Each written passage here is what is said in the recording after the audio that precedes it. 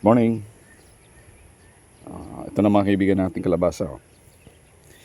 Exactly 15 days after lipat tanim, pruning na tayo. Kapon. Pwede pa natin itong gulayin. Napakasarap nito. Yan. Ang purpose ng pagkakapon ay para dumami yung sanga. So, halimbawa dito, bilang tayo ng 1, 2, 3, 4, 5, 6. 6 na sanga yung patutubuin natin dito sa isang puno na to.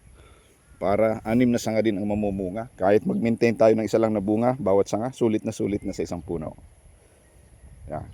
Yan ang purpose ng pagkakapon. Although, sinubukan na rin natin na hindi magkapon. Oo, malalaki yung bunga.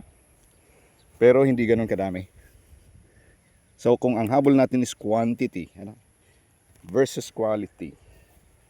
Actually yung quality ay maintained naman kapag maayos yung maintenance.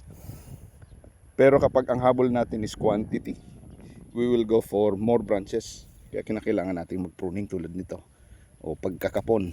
Yan, napakaganda, lulusog ng mga talbos ng ating kalabasa. Yan. Ngayon, may mga puno na nakatanim dito sa tabi ng ating patubig. Yan, dito sa ating drainage and watering canal.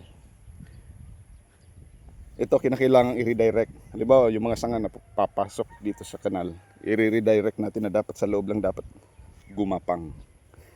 Kinakailangan sa loob lang. Tulad yan.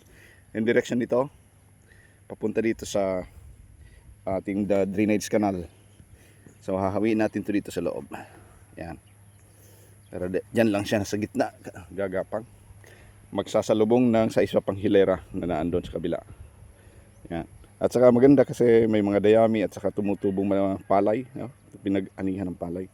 Yan ang magsisilbing kapitan nitong mga calyx na to. Yan. Kakapit yan ng calyx. So magiging matibay yung mga baging, ay hindi siya tatangin ng hangin. At the same time, itong mga dayamin na ito magsisilbing pataba at magiging mulching to para maging malinis yung bunga. Hindi didikit yung bunga sa lupa. Yan. So kapag ganito na 1, 2, 3, 4, 5, pwede na tayo mag-pruning dito 5 or 6. Yan. Putol. Yan. So dito supposed to be, tingnan nyo, magiging bulaklak to Yan, magiging bulaklak. Pero dahil sa nag-pruning tayo, ang lulusog dyan ay yung mga maliliit na sanga na nandito sa parte ng dahon. Pero kapag hindi natin to pinutol, hahaba ng hahaba at lulusog ng lulusog yung pinakang puno o yung baging. Pero itong mga sangang maliliit na to ay hindi ito ganong lulusog. Yan ang magiging consequence niya. So ang bunga ay lalabas lang dito sa pinakang sanga o kaya pinakang puno o baging ng kalabasa.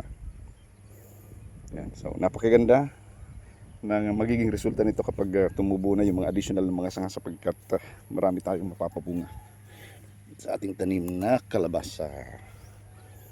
Okay, so this is pruning, ladies and gentlemen. Maraming salamat sa inyong panonood. God bless and bye bye.